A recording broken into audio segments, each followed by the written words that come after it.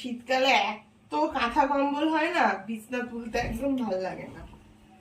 গরমকালে এইসব থাকে না গায়ে দেওয়ার কিছু, ভালো বেশ তাড়াতাড়ি বিছনা তোলা হয়ে যায়।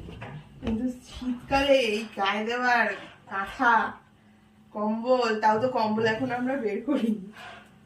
আমাদের এই ঘরে এইরকম পাতলা কাঁথাই এই ঠান্ডায় ঠিকঠাক। মানে এর আগে যে ঠান্ডা ছিল তাতে তো ফ্যান চালিয়ে এগুলো গায়ে দেওয়া যেত। এখনো অবশ্য ফ্যান চালাচ্ছি, মানে ভীষণ গরম লাগে ঘরে। রাত্রিরে বন্ধ করে দিলে, এই যে দরজা বন্ধ করে দিলে এত গরম লাগে কেন বুঝে পাই না। কিন্তু এই ভাঁজ করে তুলে রাখতেই হলো। শীতকালে বিছনা তুলতে এই জন্য ভাল লাগে না। দেখো শুধু কত কি ভাঁজ করতে হবে, তুলতে হবে, আর পুরো এলো মেলো হয়ে রয়েছে।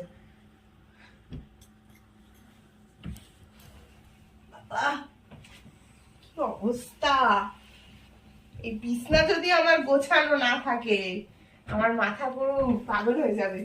যতই শরীর খারাপ হোক, যাই হোক, বিছনা ক্লিন থাকলে মনে হয় যেন আমার ঘর পরিষ্কার।